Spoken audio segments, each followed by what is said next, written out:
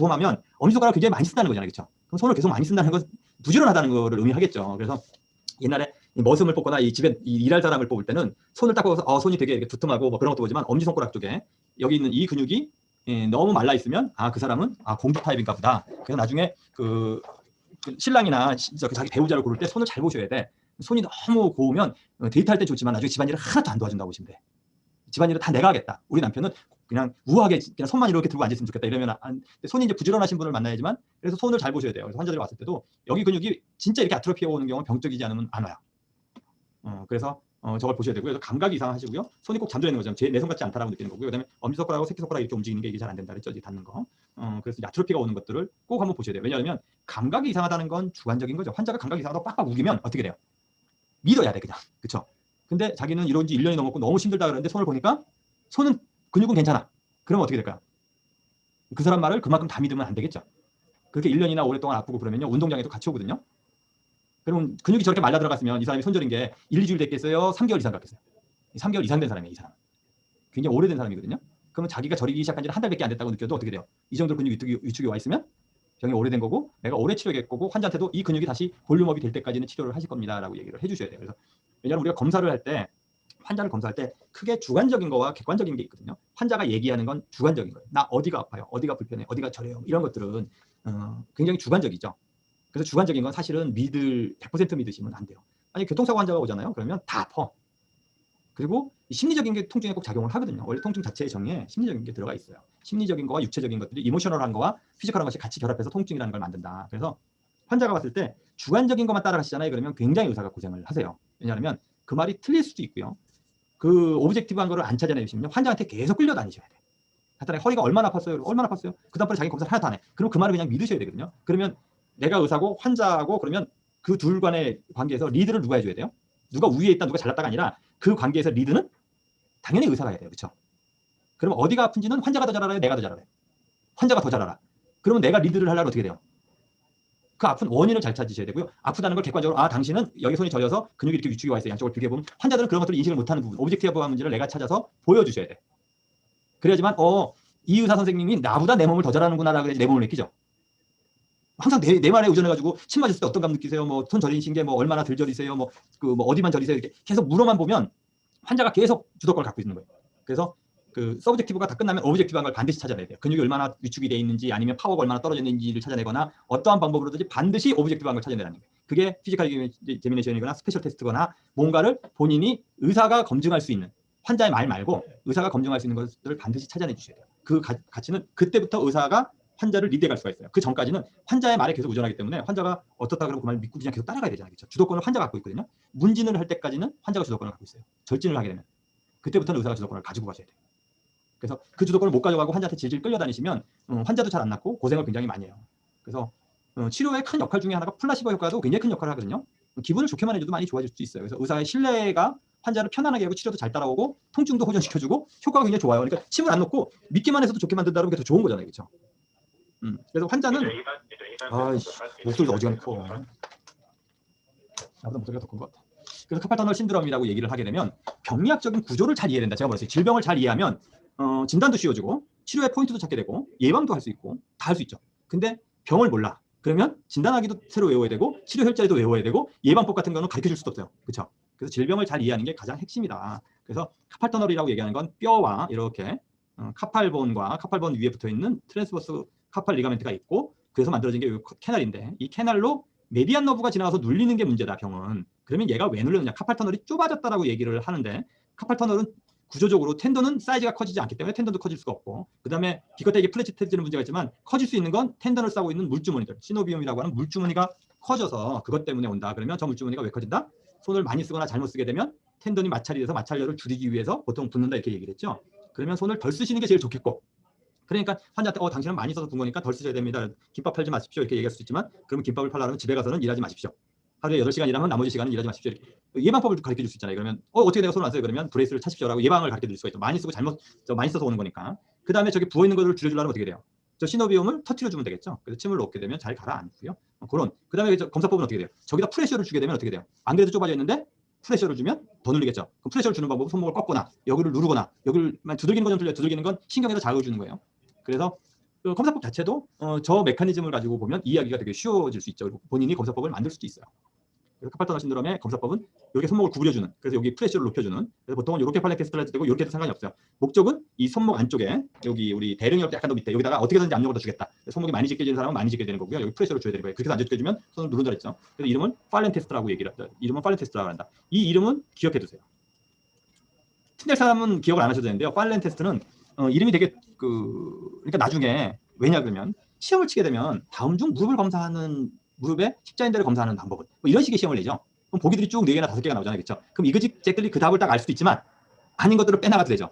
그때 잘 나오는 것 중에 하나가 팔렌 테스트야. 이해가 되세요? 팀낼 테스트 같은 경우는 잘 안 나와. 그 맥모레이 했던 이게 늘상 많이 나오는, 그러니까 모든 의사들이 이 정도의 이름은 안다라는 검사들을 보기로 들어줘요. 그러니까 옆집 아저씨도 이 정도는 알 거다 라고 나오는 보기로 팔렌 테스트가 많이 나오기 때문에요. 그냥 팔렌 테스트는 좀 기억을 해두시면, 그래서 제가 다 기억하라고는 안 그래요. 이러면서 뭐 하나씩 해서 다 기억하라고 그러면 그렇고, 왜냐하면 이제 시험에 대한 얘기는 사실 치사해서 안 하고 싶지만 그 학생들의 입장에서는 면허를 따는 게 굉장히 당면한 과제잖아요. 그렇죠? 근데 나중에 면허를 따고 나잖아요. 그럼 되게 허망해요. 내가 이 얘기를 진짜 학교에 있으면서 수십 년간, 한 20년간 넘게 했었는데 운전면허 대부분 있죠. 진짜 힘들게 딱 했는데 운전면허 딱 받고 나오면 갑자기 운전이 너무 잘 돼서 기분이 좋나요? 그냥 면허는 그냥 아주 미니멈한 이렇게 베이스일 뿐이라서 그걸 받는 순간 진짜 허망해져. 면허를 받는다고 내 인생이 바뀌는 게 아니야. 이해가 되세요? 운전면허만 그런 게 아니고요.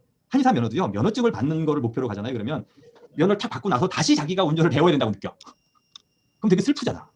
운전을 배울 때 면허도 따고 나는 운전도 할 거야. 이렇게 배워두는 게 쉬운데 대부분 사람들은 안 그렇거든요. 나 운전면허를 일단 딸 거야. 나중에 운전하는 거 그 이후에 가서 좀 열심히 다시. 근데 그때 가서 잘 안 되죠. 열심히. 그래서 그래서 면허 받을 때 면허에 맞춰서 공부하지 말고 면허보다 훨씬 더 실용적으로 내가 판정을 진짜 보겠다라는 관점으로 공부하면서 면허를 밑에 깔고 가면 어떻게 돼요? 면허는 쉽게 넘어가는 거거든요. 면허는 10명이 치면 70명 이상 붙는 시험의 특징이거든요. 그게 국가시험의 일반적인 룰이에요. 그거보다 못 붙으면 시험이 어렵다 이렇게 쳐. 그래서 제발 시험에만 매달리지 마시고요. 근데 이제 그 시험이 중요하기 때문에 내가 이제 그 얘기는 해드리는 거예요. 팀낼 사인이라고 두들기는 거. 근데 이게 에비던스 베이스 다 없다 그랬죠? 이걸 해도 이거 더 포지티브가 나왔다고 믿을 수는 없다라는 게 요새 관점이긴 해요. 카팔 컴프레션 여기 누르는 거 똑같이 카팔 터널에 프레셔를 더 주는 거죠. 그 다음에 팀낼 사인은 충격을 더 주는, 그러니까 사실은 프레셔를 더 줘서 신경에 더 압박을 더 주는 거예요. 왜냐하면 팽팽하게 눌리고 있는데 거기다 딱 때리면 그 충격량, 메카니컬 충격량 때문에 더 눌릴 수가 있겠죠. 그래서 스텝 치료하는 걸 보게 되면요.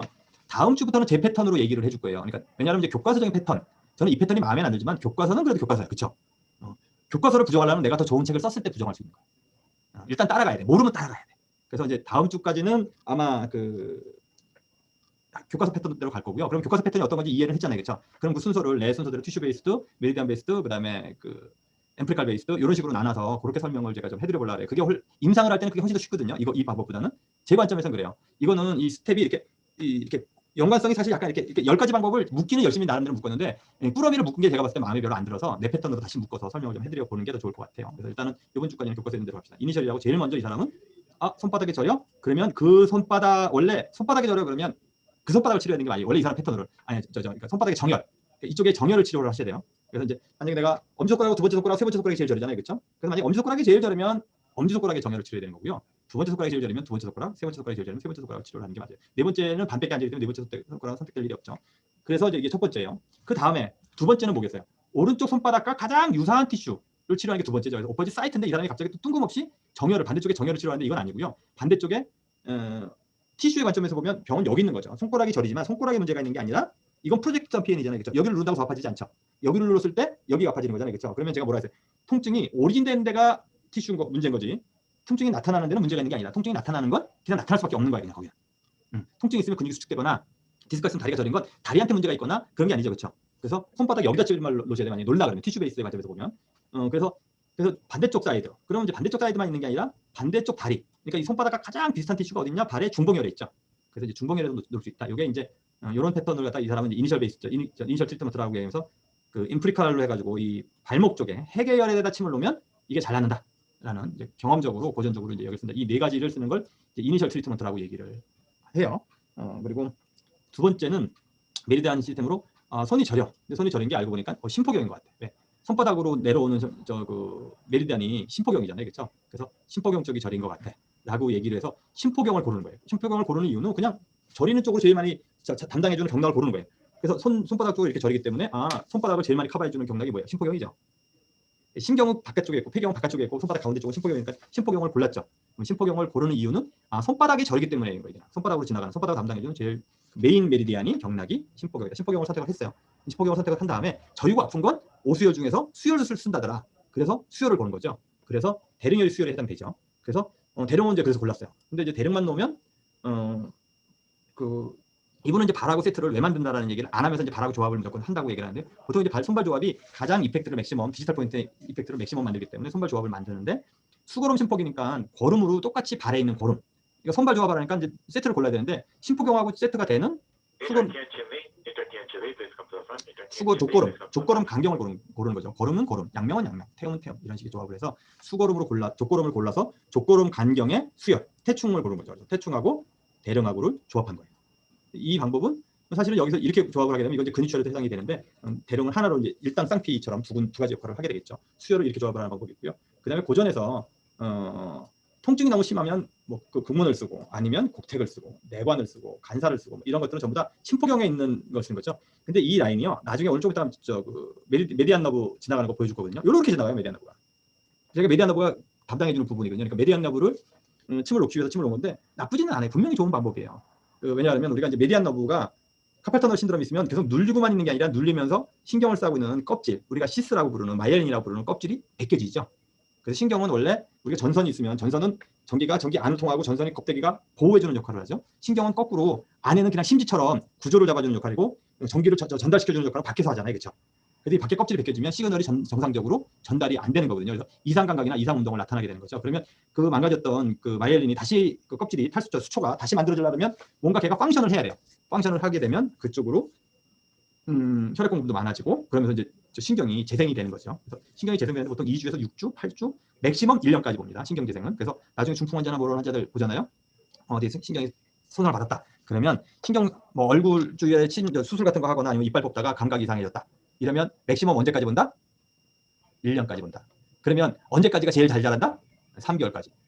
그래서 3개월이 지나서도 잘 안 좋아지잖아요. 그러면 열심히 치료하실 필요 없어.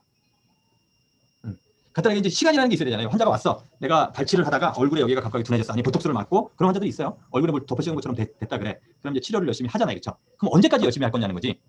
날 때까지? 아니면 환자가 지칠 때까지. 한의사가 하는 제일 많은 방법은요. 환자가 지칠 때까지 한다. 지쳐 떨어질 때까지. 왜요? 다행인 건 내가 한의사야. 내가 한의사가 아니면서 이런 얘기하면 막 여기 막 날라오고 막 그럴 텐데 다행히도 내가 한의사야. 왜냐하면 우리의 문제점을 우리가 먼저 알아야 돼요. 왜냐하면 환자들은 한의사한테 그런 인식을 가지고 있어요. 여기 계신 분들은요. 한의사에 대해서 아주 부정적이지 않으신 분들이에요. 그러니까 한의학계에 있는 거거든요. 그럼 한의학계의 가장 부정적인 인식이 뭔지 간단하게 한국 사람들은 뭐가 문제야라고 얘기하는 게 뭔지를 알아야지만 내가 그러한 그 어글리 코리안으로 안 사는 거죠. 그렇죠? 미국에서. 똑같아요. 한의사에 대해서 사람들이 어떻게 인식하는지를 끊임없이 알아내셔야 돼. 근데 한의사가 대서 물어보면 침 좋죠. 다 이렇게 얘기해요. 한국 사람 대놓고 야 너네 뭐 이렇게 얘기하나? 아니 그렇지.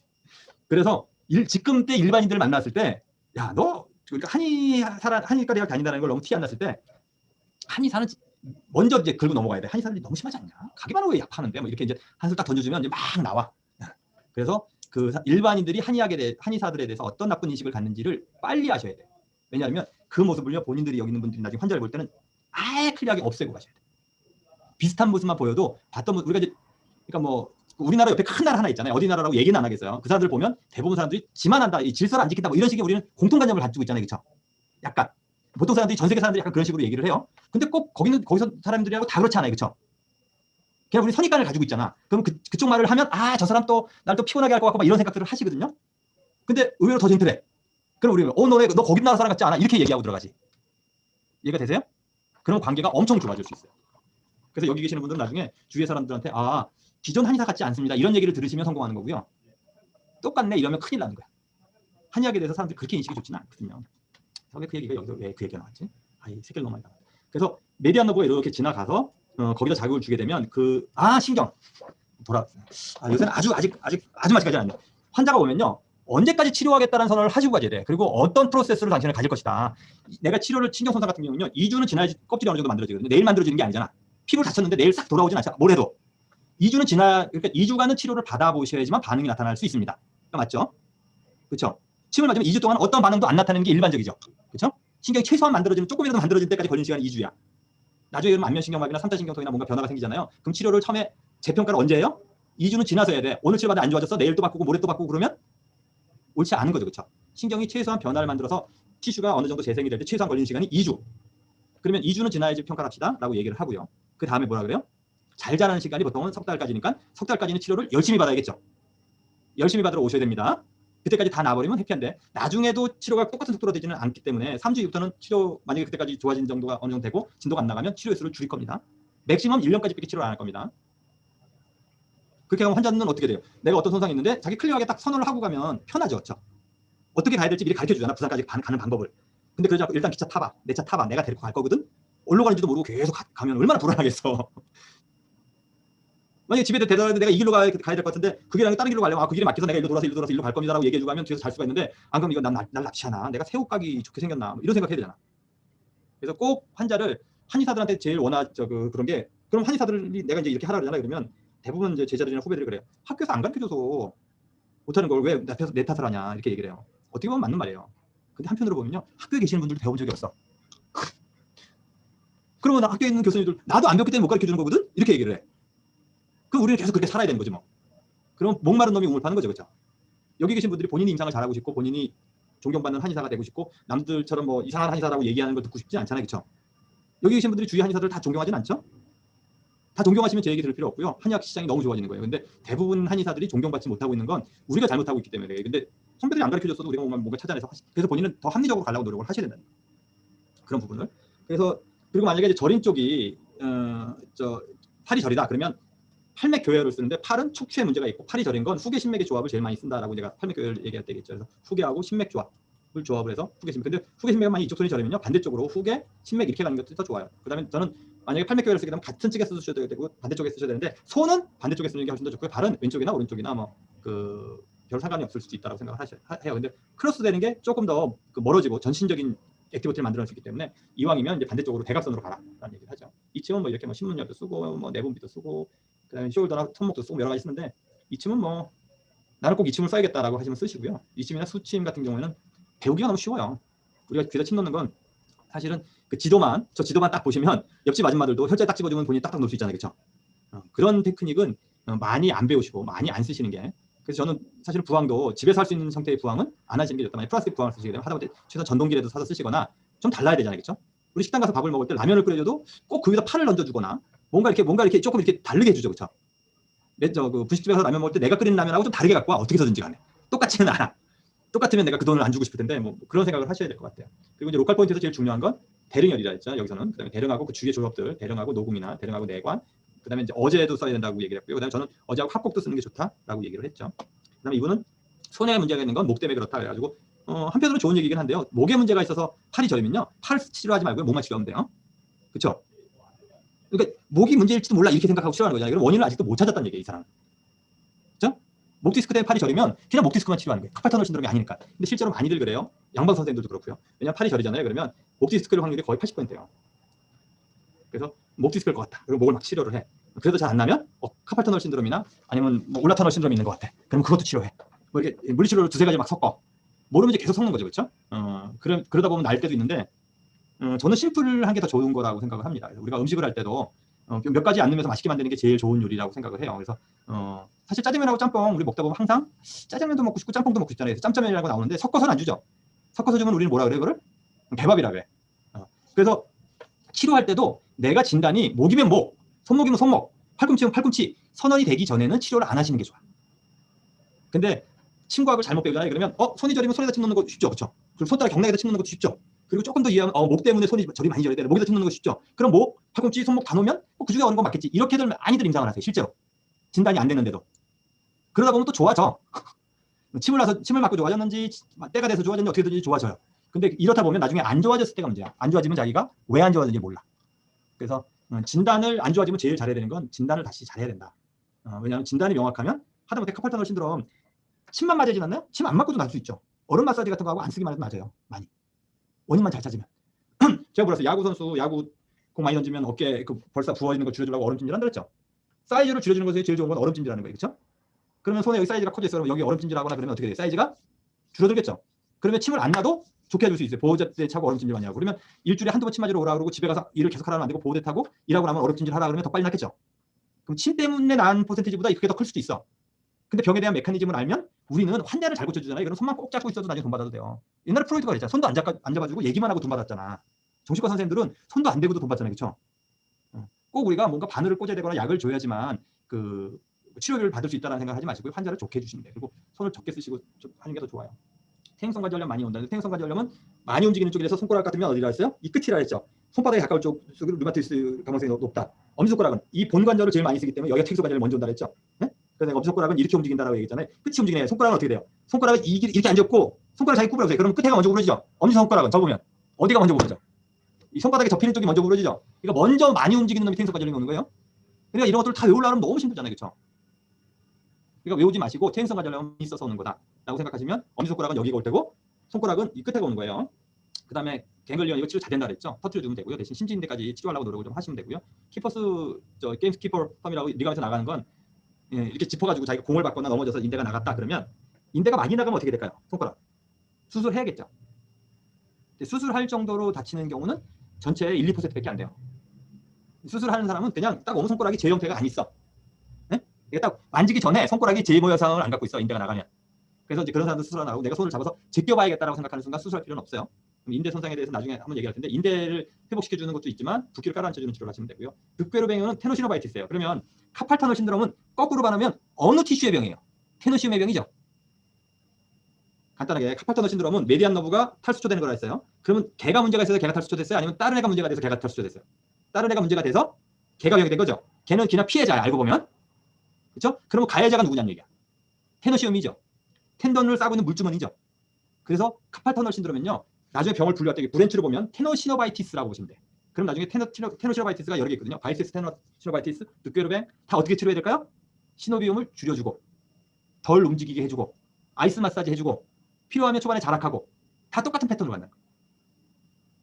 이해가 되셨죠? 하나씩을 하려고 그러면 이거를 우리 보고 있는 병을 전에 나뭇잎 보였잖아요. 그렇죠? 나뭇잎마다 치료법을 다 가르쳐주면 그걸 언제 하겠어요. 그렇죠? 브랜치를 만들어 드려야 되는 거야. 본인이. 늑괴로병은 엄지손가락을 많이 써서요. 엄지손가락 옆에 트랜스버스 리가멘트하고 레큐나툴름이라고 지나가거든요. 딱딱하게 지나가. 그러면 개를 계속 마찰을 해. 그럼 마찰을 하다 보면 엄지손가락 계속 쓰다 보면 어떻게 돼? 개도 텐던이 마찰되는 걸 줄여주려고 어떻게 돼요? 물주머니가 붓기 시작하죠. 시노비움이 부어. 그러다 보면 텐던을 눌러. 그래서 얘는 찌릿찌릿하게 아픈 게 아니고요. 이 텐던이 염증이 생겨서 손가락 움직일 때마다 아프다래. 애기 가진 아줌마들이 많이 오는데요. 애기 낳고 나서 기저귀. 그래서 나중에 애기를 낳잖아요. 그러면 그냥 그 집에 카펫을 다 벗겨야 돼. 애가 오줌 싸면 난리가 나잖아요. 그렇죠? 그냥 마루에다 오줌 싸면 닦으면 되잖아. 기저귀 안 씌우고. 제일 좋은 건 기저귀를 채운다가 아니라 오줌을 싸면 닦는다. 그렇게 키우시면 돼. 근데 기저귀를 천기저귀를 채워. 종이 기저귀는 또 뭐 자연에도 나쁘고 뭐 그래가지고 그럼 그 기저귀를 어떻게 손으로 빨아야 된대 또 기저귀를. 그래서 굉장히 많이 와요.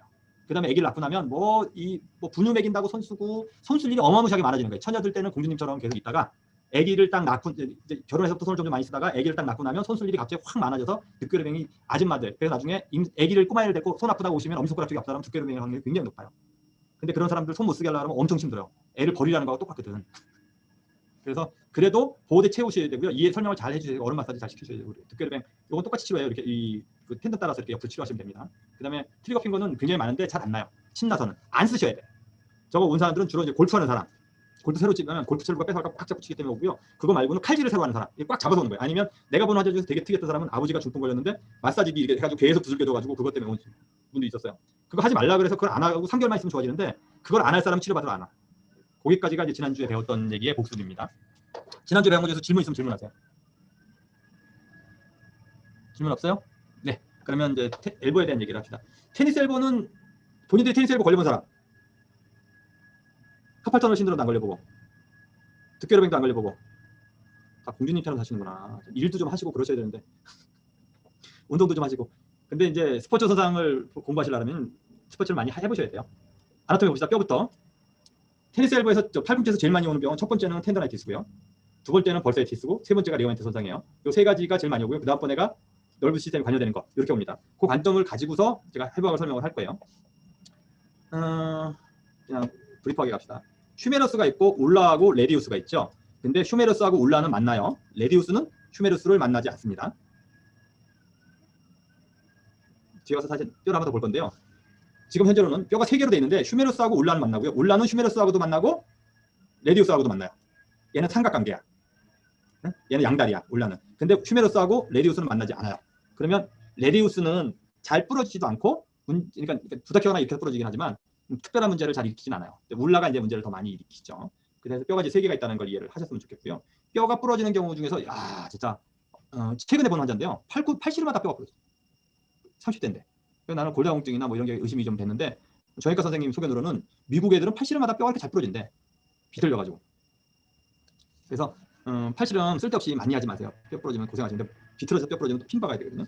그래서 뼈가 제가 그 얘기를 하는 거 팔씨름도 트라우마에 포함이 될 수 있다는 거예요. 보통은 팔씨름 같은 거 하면 뼈가 안 부러지. 그 정도로 무식하게 하면 안 되는데 약간 비틀리는데 되게 약해요. 뼈도 세로로 눌리는데 강해도. 그래서 비틀리는 동작 때문에 뼈가 부러진다고. 여기 보게 되면요. 여기 울라가 이렇게 있죠. 그 다음에 여기에 레디우스가 이렇게 있죠. 얘가 이 목짐에 딱 매달려 있어요. 네? 그래서 이 부분만 휴메로스가 매달리거든요. 여기로. 그래서 레디우스는 울라의 옆구리에 이렇게 딱 붙어있다고 보시면 돼. 어떤 관계인지 이해가 되세요? 그러니까 머리 하나가 작아. 내 어깨쯤밖에 안 와 있어. 그래서 어깨 딱 매달려 있는데 내 머리만 레디우스하고 만나는 거예요. 왜냐하면 나중에 이 울라하고 레디우스 관계를 좀 잘 이해하셔야지만 울라하고 레디우스도 떨어져서 병이 생기는 경우가 있거든요. 그래서 나머지는 뭐 큰 거 중에서 여기 한 가지, 여기 오레콜로논 폴서라고 있어요. 요로 울라가 요렇게 경칩처럼 들어가 있어서 본인이 팔을 딱 피게 되면 요 끝에 있는 울라 끝에 있는 프로세스가 요 폿에 딱 들어가서 더 이상 안 제껴지는 거예요. 인대만으로 다 막아주려면 어떻게 돼요? 인대가 엄청 강해되죠. 근데 제가 이제 경칩처럼 딱 걸려줘요. 더 이상. 그래서 팔이 뒤로 확 제껴지는 사람은 잘 없죠. 제껴질라 그래도 인대만으로 막는 게 아니라 뼈도 같이 막아주는 거예요. 근데 저기에 볼사가 들어있어요. 나중에 이제 오레콜로논 볼사이티스를 설명을 할 때 얘기할 거고요. 그래서 레디우스는 이렇게 헤드가 울라 옆에 딱 이렇게 매달려 있는데 요게 그러면 요 울라하고 레디우스를 잡아주는 리가멘트가 있을까요? 없을까요? 있죠. 그 인대가 큰 인대 중에 하나예요. 그래서 이렇게 울라하고 레디우스를 잡아주는 인대가 있다라는 것까지는 기억을 하시고요. 그 다음에 조인트로 보면 울라하고 휴메로스는 만나지만 레디우스는 울라하고만 만난다. 이해를 잘 하셔야 돼요. 여기 보게 되면 이걸 봅시다. 여기 울라죠. 여기 휴메로스죠. 이렇게 만났죠. 얘는 만난 것처럼 있지만 이렇게 떨어져 있어요. 실제로는 많이. 그래서 얘는 얘하고 붙어 있어. 그래서 휴메로스를 레디우스를 울라하고 쏴주는 게 애뉴라 리가멘트. 이 리가멘트가 굉장히 큰 리가멘트 중에 하나예요. 왜냐하면 나중에 이 레디우스하고 울라하고를 잡아주는 저 인대가 나가는 경우가 간혹가다 있어요. 간혹가다가. 그러면 저 인대를 치료를 해주셔야 되는데 요 울라하고 레디우스를 잡아주는 게 애뉴라 리가멘트라는 거는 알고 계셔야 됩니다. 그 다음에 휴메로스하고 이 옆으로 잡아주는 인대가 이제 2개 더 있어요. 콜라테랄 리가멘트가. 그래서 울라 콜라테랄 리가멘트가 있고요. 레디알 콜라테랄 리가멘트가 있고 애뉴라 리가멘트. 이 세 가지 리가멘트가 제일 큰 인대인데요. 간단하게 손이 이렇게 제껴지지 않게끔 하려면 레디우스 쪽에 인대가 하나 붙어있겠죠. 엄지손가락이 이렇게 꺾어지지 않게끔 팔꿈치가. 그 다음에 이 팔꿈치 안쪽 우리가 얘기하는 신경이나 소장경 쪽이 확 늘어나지 않게끔 붙어있는 인대가 하나 있겠죠. 그 인대가 울라 쪽이니까 울라 콜라테랄 리가멘트, 울라 측부인대, 그래서 내측 측부인대라고도 부르고 울라 콜라테랄 리가멘트라고 부르고요. 메디알 콜라테랄 리가멘트라고도 부르고요. 바깥쪽 우리가 해부학적 구조는 나한테 돈 좀 주세요 하는 자세잖아요. 그렇죠? 엄지손가락이 바깥쪽으로 나가니까 안쪽이 메디알이죠. 엄지손가락이 레디알 쪽으로 바깥쪽이 라테랄 콜라테랄 리가멘트라고 부르거나 레디알 콜라테랄 리가멘트라고 부르는 거예요. 왜냐하면 리가멘트 손상은 많아요. 애들하고 장난치다가. 그 정도로 무식하게 하면 안 되는데 그러니까 비틀리는데 되게 약해요. 뼈도 세로로 눌리는데 강해도. 그래서 비틀리는 동작 때문에 뼈가 부러진다고. 근데 그 리가멘트가 손상받는 경우는 많지는 않아요. 이렇게 보이죠? 이렇게 감싸고 있죠. 그래서 콜라테랄 리가멘트 보면 이쪽으로 라테랄 콜라테랄 리가멘트. 이거는 뭐겠어요? 레디알 콜라테랄 리가멘트일 테고요. 메디알 쪽에 휴메로스 만나지만 레디우스는 울라하고만 만난다. 이해를 잘 하셔야 돼요. 여기 보게 되면 이걸 봅시다. 여기 울라죠. 여기 휴메로스죠. 이렇게 만났죠. 얘는 만난 것처럼 있지만 이렇게 떨어져 있어요. 실제로 많이. 그래서 얘는 얘하고 붙어 있어. 그래서 휴메로스를 레디우스를 울라하고 쏴주는 게 애뉴라 리가멘트. 이 리가멘트가 굉장히 큰 리가멘트 중에 하나예요. 왜냐하면 나중에 이 레디우스하고 울라하고를 잡아주는 저 인대가 나가는 경우가 간혹가다 있어요. 간혹가다가. 그러면 저 인대를 치료를 해주셔야 되는데 요 울라하고 레디우스를 잡아주는 게 애뉴라 리가멘트라는 거는 알고 계셔야 됩니다. 그 다음에 휴메로스하고 이 옆으로 잡아주는 인대가 이제 2개 더 있어요. 콜라테랄 리가멘트가. 그래서 울라 콜라테랄 리가멘트가 있고요. 레디알 콜라테랄 리가멘트가 있고 애뉴라 리가멘트. 이 세 가지 리가멘트가 제일 큰 인대인데요. 인대인데요. 간단하게 손이 이렇게 제껴지지 않게끔 하려면 레디우스 쪽에 인대가 하나 붙어있겠죠. 엄지손가락이 이렇게 꺾어지지 않게끔 팔꿈치가. 그 다음에 이 팔꿈치 안쪽 우리가 얘기하는 신경이나 소장경 쪽이 확 늘어나지 않게끔 붙어있는 인대가 하나 있겠죠. 그 인대가 울라 쪽이니까 울라 콜라테랄 리가멘트, 울라 측부인대, 그래서 내측 측부인대라고도 부르고 울라 콜라테랄 리가멘트라고 부르고요. 메디알 콜라테랄 리가멘트라고도 부르고요. 바깥쪽 우리가 해부학적 구조는 나한테 돈 좀 주세요 하는 자세잖아요. 그렇죠? 엄지손가락이 바깥쪽으로 나가니까 안쪽이 메디알이죠. 엄지손가락 쪽 레디알 쪽으로 바깥쪽이 라테랄 콜라테랄 리가멘트라고 부르거나 레디알 콜라테랄 리가멘트라고 부르는 거예요. 왜냐하면 리가멘트 손상은 많아요. 애들하고 장난치다가. 그래서 어떤 모션에 어떤 리가멘트가 나가는지를 아셔야 되는데 안쪽이냐 바깥쪽이냐. 바깥쪽은 레디알, 바깥쪽은 울라. 그래서 리가멘트가 이 두 가지가 있고요. 애뉴라 리가멘트 뭐라 했어요? 레디우스하고 울라를 엮어주는 역할을 한다. 근데 그 리가멘트가 손상받는 경우는 많지는 않아요. 이렇게 보이죠, 이렇게 감싸고 있죠.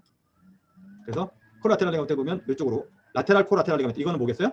레디알 콜라테랄 리가멘트를 되고요. 메디알 쪽에 이게 메디알 쪽인데, 메디알 콜라테랄 리가멘트는 MCL이라고 하는 건 이제 메디알 콜라테랄 리가멘트를 줄여서 MCL, LCL 이렇게 부르죠. 바깥쪽은 LCL, 라테랄 콜라테랄 리가멘트, MCL은 메디알 콜라테랄. 무릎에도 그렇고요.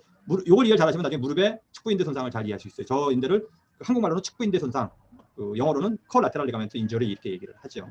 그다음에 간혹 가다가 인터시머스 멤브레인이 나가는 환자들이 있는데요. 손을 이렇게 비트는 동작을 많이 하는 사람들, 테니스 치는 사람, 골프 치는 사람, 그러면서 시팅하는 사람들, 특히 골프 선수들이 많이 와요. 저기 손상 오면 아주 골치 아프고 잘 안 나서. 그래서 보면 메디알 콜라테랄 리가멘트를 뭐라고 부르냐면 울라 콜라테랄 리가멘트라고도 부르고, 메디알 콜라테랄 리가멘트라고도 부르고, MCL이라고도 부르고, 울라를 따서 UCL이라고도 부르고, 라테랄 콜라테랄 리가멘트라고 해서 LCL이라고도 부르고, 그게 레디알 쪽이니까 레디알 콜라테랄 리가멘트라고도 부른다. 이렇게 다 같은 용어다. 근데 외우지 마시고요. 손을 이렇게 하면 이쪽이 라테랄, 이쪽이 메디알이니까 메디알 콜라테랄 리가멘트, 라디알 콜라테랄 리가멘트. 그쪽에 닿는 뼈는 울라, 레디알. 이렇게 이해하시면 됩니다. 그래서 뭐 이 메디알 콜라테랄 리가멘트는 MCL이라고 하는 건 이제 메디알 콜라테랄 리가멘트를 줄여서 MCL, LCL 이렇게 부르죠. 바깥쪽은 LCL, 라테랄 콜라테랄 리가멘트, MCL은 메디알 콜라테랄. 무릎에도 그렇고요. 이걸 이해 잘하시면 나중에 무릎에 축구인대 손상을 잘 이해할 수 있어요. 저 인대를 한국말로는 축구인대 손상, 영어로는 콜라테랄 리가멘트 인저리 이렇게 얘기를 하죠. 그다음에 간혹 가다가 인터시머스 멤브레인이 나가는 환자들이 있는데요. 손을 이렇게 비트는 동작을 많이 하는 사람들, 테니스 치는 사람, 골프 치는 사람, 그러면서 시팅하는 사람들, 특히 골프 선수들이 많이 와요. 저기 손상 오면 아주 골치 아프고 잘 안 나서. 그래서 보면 메디알 콜라테랄 리가멘트를 뭐라고 부르냐면 울라 콜라테랄 리가멘트라고도 부르고, 메디알 콜라테랄 리가멘트라고도 부르고, MCL이라고도 부르고, 울라를 따서 UCL이라고도 부르고, 라테랄 콜라테랄 리가멘트라고 해서 LCL이라고도 부르고, 그게 레디알 쪽이니까 레디알 콜라테랄 리가멘트라고도 부른다. 이렇게 다 같은 용어다. 근데 외우지 마시고요. 손을 이렇게 하면 이쪽이 라테랄, 이쪽이 메디알이니까 메디알 콜라테랄 리가멘트, 라디알 콜라테랄 리가멘트. 그쪽에 닿는 뼈는 울라, 레디알. 이렇게 이해하시면 됩니다. 그래서 뭐 그냥 저거는 나중에 인대 검사할 때 나오거든요. 메디알 콜라테랄 리가멘트 문제가 있으면 발구스 검사, 라테랄 콜라테랄 리가멘트 문제가 있으면 바로스. 이 두 가지도 헷갈려. 그래서 근데 의료 시험에 많이 나와. 무릎도 그렇고 팔꿈치도 그렇고. 여기서 한번 볼까요? 이 안쪽 인대가 나갔는지 보려 그러면 어떻게 돼요? 이렇게 손을 이렇게 프레셔를 주게 되면 이 빨갛게 돼 있는 이 인대가 퇴화가 돼 있으면 통증을 느끼겠죠. 우리 인대 검사하는 거 봤잖아요. ROM 끝까지 가서 거기서 프레셔를 더 주면 인대 손상이 있으면 통증이 나타난다. 이렇게 됐잖아요. 그렇죠? 그러면 처음부터 확 미는 게 아니라 밀수 인대까지 스무스하게 밀어요. 맨 민다음에 거기서 스냅을 탁 힘을 살짝만 더 주는 거예요. 그럼 이렇게 얘기를 하면 측부인대인데, 그러면 바깥에서 안쪽으로 밀으면 내측 측부인대 손상인 거죠. MCL 손상인 거죠. 그렇죠? 그다음에 울라 쪽이니까 UCL일 수도 있고. 그러면 이거에 발구스예요. 그래서 검사 동영상 한번 볼까요? 안 되지?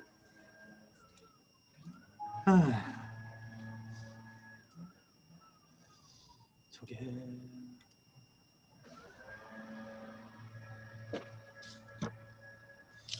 동영상 봐서는 잘 이해가 잘 안 가죠. 집에 뭐 여기 보시면 집에 뭐 누구 있잖아요. 그러면 한번 해보세요. 그래서 제일 중요한 건요, 어느 정도 갈 때까지는 프레셔를 이렇게 준다는 거예요. 서서하게. 그다음에 끝에 가서 탁 튕기는 거예요. 이분도 자세히 보면 쭉 밀다가 끝에 가서 튕기는 것처럼 보이죠. 저 여자분은 인대가 늘어났을까요, 안 늘어났을까요? 만약에 늘어났는지 안 늘어났는지, 만약에 저 사람이 아프다 그러면 늘어났겠죠. 찢어졌겠죠. 네? 근데 만약에 저게 한 3개월이나 6개월쯤 지났어. 그러면 저렇게 제끼면 너덜거리기는 하는데 아프지는 않다라 그러죠. 그러면 이 사람이 크로닉하게 인대 손상이 있었는지 알려면 어떻게 할까요? 반대쪽을 비교해 보시면 이쪽에 늘어나는 정도와 이쪽에 늘어나는 정도는 같아요. 이해가 되셨어요? 에큐트 할 때는 통증을 호소하죠. 근데 인대가 이제 다 찢어졌던 게 어느 정도 회복이 됐어. 근데 그냥 늘어난 상태로 부숴버린 거지. 그럼 어떻게 돼? 움직일 때 출렁출렁이긴 하죠. 더 많이 움직여요. 그러면 저 사람이 저게 더 많이 움직이는 게 정상인지 아닌지를 알려면 그러면 어떻게 돼? 우리 몸에 신이 양쪽을 만들어준 이유가 의사들이 그 노말을 가지라고 만들어준 거야. 오른쪽을 검사해서 비교할 왼쪽을 줘야 돼. 그래서 대부분의 검사는 양쪽을 같이 하셔야 돼. 이해가 되세요? 나중에 디테일할 때 특히 그렇고요. 그렇지가 않고 나중에 이제 환자들 왔는데 꼬마애가 왔어. 성장판이 다 안 다쳤을 것 같아. 근데 뼈가 다친 것도 같고 막 아프다 그래. 무릎도 아프다 그러고 뭐 발목도 아프다 그러면 엑스레이를 찍어보겠다고 부모님 얘기하고, 나도 찍어보겠잖아요. 그러면 찍을 때 어떻게 찍어야 돼요? 애들은 무조건 양쪽을 같이 찍어야 돼요. 왜? 애들 뼈는 다 끝나지 않았기 때문에 노말 뼈의 모습을 나타내지 않아. 성장판도 아직 열려있고, 그렇기 때문에 엑스레이 찍으면요, 우리가 아나토미 책에서 보는 뼈가 아니야. 그러면 개의 노말은 어디 있어요? 반대쪽에 갖고 있어요. 그래서 꼬마애들 엑스레이 컨설트 할 때는요, 보스 사이드 이렇게 해서 찍어서 보내셔야 돼. 양쪽을 다 찍어가지고 오세요. 이러면 그 방사선과 선생님이 이 사람 똑똑한데? 이래가지고 다 찍어줘. 근데 양방 선생님들도 그걸 환자 많이 보는 사람들은 그런데 저희과 선생님 말고는 한쪽만 찍어. 그럼 보면 몰라. 어차피. 갑자기 손이 저렇게 움직이면 저 여자가 원래 유연성이 있어서 저만큼 움직이는 건지. 좀 전에 움직이잖아요, 많이. 그러면 유연성이 있어서 움직이는 건지 아니면 옛날에 늘어나서 늘어난 대로 굳어져 있어서 저렇게 움직이는지 모르겠죠. 그래서 양쪽을 꼭 같이 검사해 보셔야 돼요. 예? 발목 같은 거 특히 나중에 발목 뺐는지 발목을 자주 뺐는지 안 뺐는지 어떻게 할 수 있어요? 양쪽을 검사해 보면 더 많이 늘어나 있어 한쪽이. 그러면 발목을 많이 삔 거야. 많이 삐고 적절하게 치료를 못한 거죠. 본인들이 발목 많이 삐었던 유쾌한 경험은 아니. 발목 삐는 건 유쾌한 경험은 아니래요. 바깥쪽에 이제 인대 손상이 이렇게 있으면 거꾸로 하는 거죠. 안쪽에서 바깥쪽으로 미는 거죠. 예? 이렇게 바깥쪽으로 밀고 이래서 통증이 나타나면 에큐트하게 문제가 있으면 통증이 나타나고요. 크로닉하게 있으면 움직이긴 하지만 봅시다. 크로닉하게 되면 많이 움직이긴 하지만 아픔을 호소하지 않아요. 그러니까 인스테빌리티가 떨어질 때 이렇게 보통 표현하죠. 그때는 볼까요? 바깥쪽은 그래도 이분은 굉장히 유연성이 좋은 것 같아. 예? 저렇게 안 움직이거든요. 잘 팔이 길어서 그러나 저만큼 잘 안 움직여요. 일반인들은 이만큼 안 움직여요. 한번 주위에 친구들끼리 한번 해보시면 그래서 외측 측부인대는 바루스예요. 이 발부스하고 바루스하고 잘 안 헷갈리시죠? 여기 계시는 분들은 어느 게 내측인지 어느 게 외측인지 안 헷갈리죠? 나 이거 학교 다닐 때 엄청 헷갈리더라고. 그래서 저는 알이 이렇게 밖으로 튕겨 나간다 그래가지고 밖으로 튕겨 나가는 거는 외측, 바깥이다 이렇게 그렇게 그 학교 다닐 때 외웠던 기억이 있어요. 일단 그다음에 애뉈라 리가멘트는 이제 요쪽으로 레디알 쪽에부터 레디우스 쪽에부터 레디우스 헤드 쪽에 이렇게 그래서 이 리가멘트가 간혹가다 나가는 경우인데 흔치 않다. 검사법도 없어요. 그다음에 오레클러론이라고 아까 그 폭 들어간대. 오레클러론 포사라 그랬죠. 그 포사 밖에 물주머니가 이렇게 붙어 있어요. 이 물주머니가 붙어 있는 나중에 벌사이티스를 일으켜서 이제 그 얘기를 잠깐 뒤에 할 거고요. 배수를 보게 되면 아테리들은 다 몸 안쪽으로 올라가죠. 바깥쪽으로는 잘 안 올라가죠. 그래서 혈자리가 바깥쪽에도 많아요, 안쪽에도 많아요. 혈관이 많은 쪽은 아테리가 많은 쪽은 확실하게 혈자리가 적어요. 그래서 팔꿈치 이 안쪽에는 아테리가 굵은 게 많이 지나가기 때문에 심자하시면 안 되고요. 아테리를 굉장히 피해서 침을 오셔야 되는데 바깥쪽은 뒤쪽은 뭐 상대적으로 좀 더 세이프해야 합니다. 신경 보십시다. 신경 보면 여기 울라 너브 쪽으로 지나가는 경락이 뭐예요? 심경과 소장경, 그렇죠? 새끼손가락 쪽으로 지나가는 경락 이게 울라 너브가 그 새끼손가락 쪽으로 지나가잖아요, 그렇죠? 그다음에 엄지손가락 쪽으로 지나가는 건 레디알 너브죠. 그래서 폐경과 대장경으로 지나가는 건 레디알 너브죠. 그러면 가운데 손바닥 쪽으로 이게 메디안 너브예요. 심포경. 삼초경은 아니에요. 심포경이지. 소장경은 오히려 레디알 너브에 훨씬 더 가까워요. 이해가 되세요? 그러면 신경은 3개밖에 없는데 경락은 6개 있죠. 그렇죠? 그래서 메디안 너브 가운데로 지나가니까 이 가운데로 쭉 지나가면 어떻게 돼요? 심포경과 굉장히 유사한 패스웨이를 갖고 있죠. 그래서 카팔 터널 신드롬일 때 거기를 치료를 심포경 따라서 쭉 치료하면 이 신경이 해야 될 일이 많아지니까 신경이 시그널을 전달할 일이 많잖아요. 그렇죠? 신호를 내가 만약에 감각신경이면 신호를 전달해 줘야 되는 역할을 하는 거고 운동신경이면 다시 근육을 움직이라고 신호를 보내줘야 되는데 일을 하는 도중에 걔가 고장이 났으면 어떻게 돼요? 신경 재생할 일이 더 빨리 만들어지겠죠. 가만히 두는 것보다는. 도로가 있는데 아무도 쓰지 않는 도로는 빨리 안 고치잖아요. 그렇죠? 많이 쓰는 도로는 밤새서라도 고쳐야 되는 거고. 그래서 이렇게 도마터. 그래서 이 3초 경우는 어떻게 돼요? 레디알 너브에 더 가깝죠. 이렇게. 그 다음에 메디안 너브 이렇게 저번에 배웠죠. 그래서 메디안 너브, 울라 너브, 레디알 너브 이렇게. 레디알 너브는 이렇게 대장경 쪽으로 거의 지나갑니다. 그러면 이제 근육을 신경이 지나는데 감각 검사는 제가 어떻게 면봉으로 하는 거 가르쳐드렸죠. 그 다음에 그거는 감각 운동인, 감각 신경인 거고요. 운동신경은 운동을 따로 하셔야 돼요. 그래서 이제 근력이 어떤지 그걸 모터를 검사해야 돼요. 그래서 센세이션, 모터, DTR 이 세 가지가 이제 신경 검사하는 거가 일반적인데 모터를 이렇게 손가락 제접을 하고 얘기를 하고 그 다음에 레디알 너브는 이렇게 손을 제끼는 역할을 해요. 이건 뒤에 코진 테스트 때도 똑같이 할 건데 이렇게 손을 제끼는 때 파워를 보는 거예요. 그러면 이쪽 파워만 보면 알 수 있을까요? 알 수 없어요. 양쪽을 꼭 같이 보셔야 돼요. 양쪽을 같이 보는데 오른손잡이 왼손잡이를 물어봐야 될까요? 안 물어봐야 될까요? 왼손잡이는 왼손이 좀 더 세고요. 오른손잡이는 오른손이 좀 더 세요. 그렇기 때문에 오른손잡이인지 왼손잡이인지는 꼭 물어보고 하셔야 돼요. 예. 했는데 자기는 이 사람이 오른손잡이일 거라고 생각했는데 오른손이 힘이 더 약해. 그럼 오른손이 위크니스 돼 있다고 보는 거죠. 예? 근데 이 사람이 왼손잡이야. 그러면 정상인 거죠. 기준에 따라서 그게 위크니스가 됐을 수 있고 아닐 수 있다는 거예요. 우리가 양손을 검사했는데 오른손이 뒤로 제끼는데 힘이 더 내가 누를 때 더 약한 것 같아. 그럼 사람이 어떻게 돼? 그 사람이 오른손잡이면 이거 위크니스가 와 있는 거죠. 힘이 떨어져 있는 거죠. 근데 만약에 왼손잡이면 정상인 거죠. 이해가 되세요? 상황에 따라 달라지기 때문에 양손을 검사할 때는 그 사람이 오른손잡인지 왼손잡인지를 반드시 앱솔루트리 검사 물어보시고 하셔야 돼요. 그 다음에 메디안 너브는 엄지손가락으로 제가 이렇게 해주는 역할, 엄지손가락 이렇게 하는 역할을 하는 근육이잖아요. 여기 그렇죠? 그래서 요 동작이 안 돼요. 그래서 요 동작을 할 때 오링 테스트 할 때처럼 힘이 쭉 빠져요. 그래서 손을 이렇게 해서 힘을 못 줘요. 동그랗게 이렇게 돼. 이해가 되세요? 뭐 이 운동하는 건 넘어가고요. 가끔씩 머슬 중에서 이스텐서 머슬에 대해서 오늘 얘기를 할 거고요. 이스텐서 머슬하고 프레서 머슬들의 끝이 텐더나이티스, 골프 엘보고 테니스 엘보예요. 그 다음에 나머지 머슬들 요거는 넘어갑시다. 저건 사실은 오늘 배워야 될 내용은 아니고요. 이 각각의 근육들을 담당해주는 신경들이 있어요. 그래서 이 신경들에 대해서는 사실은 나중에는 굵은 머슬들에 대해서는 본인들이 알고 있어야 돼요. 브라키알리스라든지 바이세스 같은 경우에는 5번이나 6번. 이건 이제 나중에 목 디스크와 목 얘기할 때 얘기를 할 겁니다.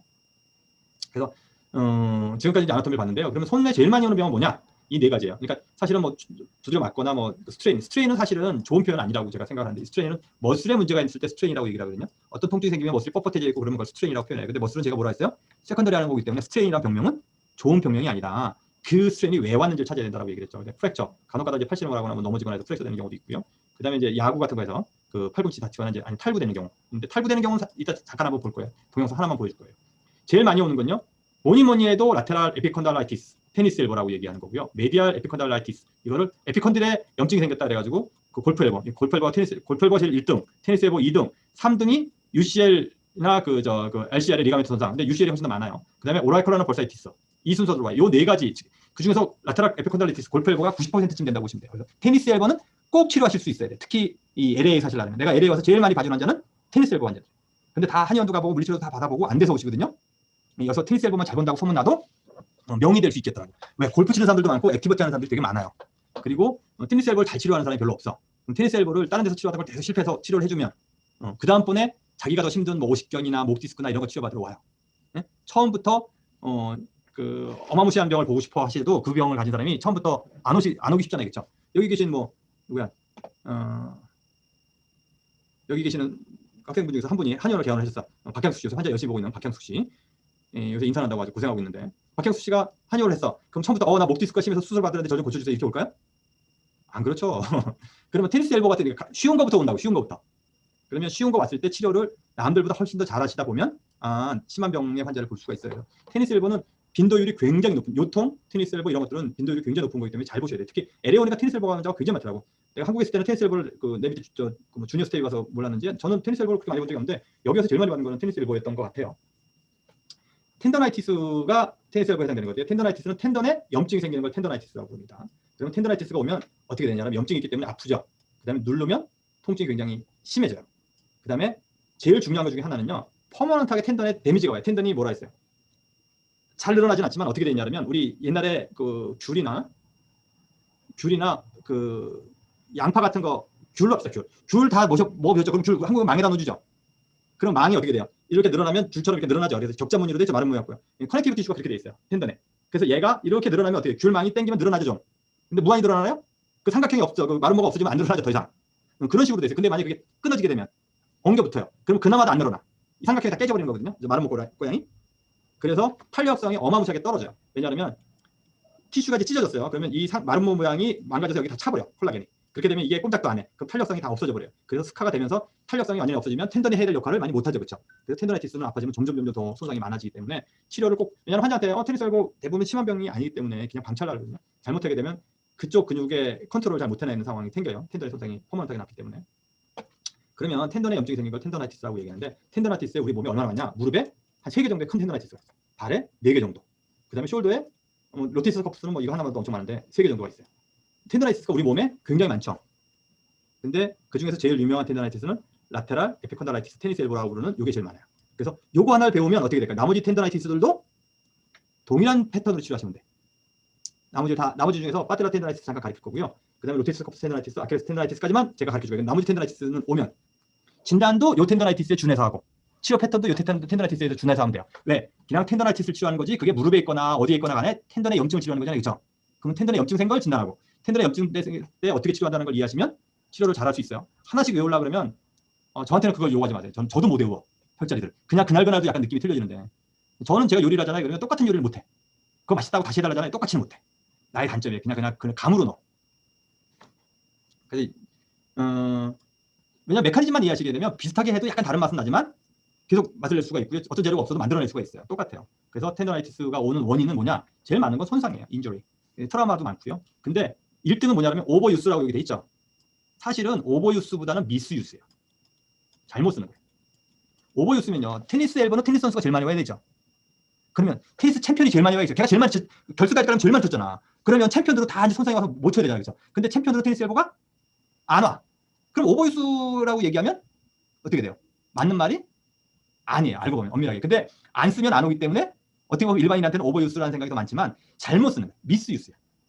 올바르게 쓰지 못하는. 그래서 테니스 선수들이 간혹 가다가 국가대표급 테니스 선수들이 테니스 엘보로 와요. 실제로. 이해가 안 가죠? 아니 20년을 넘게 테니스 쳤는데 새삼스럽게 테니스 엘보가 벌써 와. 그러면 그 사람은 오버유스일까요? 아닐까요? 오버유스인 경우는 드물다 그랬죠? 갑자기 운동량을 확 늘려서 아유 국가대표급이 뭐 늘려봤자 10% 늘리기 바빠요. 하루 종일 그거만 하는데 뭘 또 어떻게 더 10%. 여기 계시는 분들도 공부 지금 맥시멈 하고 계시죠? 그렇기 때문에 10% 늘리기도 되게 힘들죠. 그렇죠? 웃는 분도 계시는데 20% 늘릴 수 있는 분이 있나 보다. 근데 운동선수들은 진짜 운동을 열심히 하거든요. 그래서 10%를 늘려서 오버유스돼서 테니스 엘보로 하는 자는 드물고요. 그런 건 이제 전지훈련 갔다 왔다 그러면 느끼시면 돼. 전지훈련 가면 확실하게 와. 네, 전지훈련 가면 그러면서 한 일주일 쉬고 그런 많은데요. 제일 테니스 엘보 선수 중에서 제가 미스유스를 얘기하는 거예요. 테니스 엘보 선수, 테니스 선수가 국가대표 선수가 왔어. 국가대표급 선수가. 그래서 너는 왜 테니스 엘보가 걸렸냐? 갑자기 운동량을 늘렸냐? 그 운동량을 별로 늘리지 않았대. 그러면 네가 갑자기 스트로크를 바꿨냐? 했더니 스트로크도 별로 바꾼 적이 없대. 스트로크라고 이게 치는 굉장히 졸려운가 봐요. 그 테니스를 그래서 자세히 물어보니까 그립을 바꾼 거야. 테니스 채의 굵기를 바꾼 거야. 굵게. 나중에요. 운동선수 중에서 배드민턴, 테니스, 골프 이런 거 할 때는 뭘 물어봐야 된다? 최근에 운동량을 늘렸나? 예? 그 다음번에 최근에 스윙이나 이게 패턴을 바꿨느냐? 예? 그 다음번에 쓰는 도구를 바꿨느냐? 이게 오버유스나 미스유스를 검사할 수 있는 방법이죠. 이해가 되세요? 그러면 갑자기 전지훈련을 갔다 왔다 운동을 더 많이 하게 됐어. 오버유스. 그러면 뭐라 해야 돼요? 일단 운동량을 다시 줄이세요. 이러면서 치료해야 되죠. 맞죠? 오버유스를 줄이고서 가야 되니까 계속 하면서 치료해봤자 오버유스를 더 많이 하면 어차피 치료 안 되니까 오버유스를 못하게 하겠죠. 그 다음에 스트로크를 바꿨어. 나 뭐 옛날에는 이렇게 쳤는데 이제 테스트를 친다고 이렇게 친대. 그러면 뭐라 그래? 그거 하지 마세요.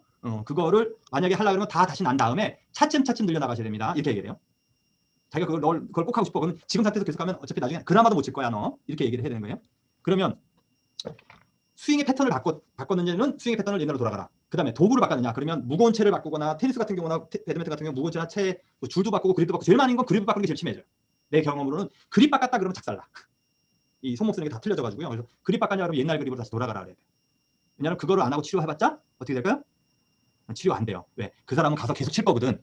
테니스도 계속 치고 배드민턴도 계속 치고 그러면 내가 고쳐줬는데 나 오늘 열심히 고쳤는데 가서 3일 치고 다시 와. 그럼 뭐라 그래요? 환자는 더 나빠졌어 이러지. 그날 가서 드라프니까 그 다음날 더 열심히 쳐. 그래서 꼭 왜 여기서 코스 오브 텐더나이티스 그러면 우리가 뭐래요? 원인 치료를 해야 돼 이렇게 했죠. 그럼 직접적인 원인은 여기에 텐던에 염증 생기는 게 직접적인 원인이에요. 스트로크를 바꾸거나 그립을 바꾸거나 스윙을 많이 한 게 문제예요. 그게 더 문제인 거죠. 그렇죠? 진정한 원인부터 보셔야 된다는 얘기야. 꼬리를 물고 그냥 나 여기 염증 있구나 요거만 보면 치료가 잘 안 돼요. 그래서 우리는 원인 치료한다고 얘기를 하잖아요. 그렇죠? 그 사람 몸이 아니라 생활에서의 원인을 찾아내셔야 돼. 꼭. 그래서 생활 패턴, 라이프 스타일을 바꿔주는 게 굉장히 중요한 부분이고요. 그게 한의사들이 잘 안 하는 부분이야. 팔꿈치아픔 침 열심히 놔줘. 그 뭐 하라는 얘기도 안 해. 다음번에 또 오라 그래. 그러면 침 맞고 갈 땐 좀 드라더니 돌아빠졌는데 이렇게 얘기해. 그럼 또 놔줘. 더 자주 오라 그러거나 더 많이 놔주거나 아니면 이제 약 먹으라 그러지. 그렇게 하시면 안 되고요. 원인을 미스유스나 오버유스가 원인이면 미스유스나 오버유스를 없애주셔야 되고 그리고요. 인펙션이 있는 거고요. 그다음에 이제 환자를 진단할 때는 뭐 히스토리 테이킹이 되게 중요하고요. 피지컬 이해까지 엑스레이나 MRI, 울트라사운드나 이런 것들은요 별로 안 중요해요. 안 하셔도 됩니다. 그래서 테니스 엘보를 할 건데 쉬었다가 10분간 쉬었다가 합시다. 네.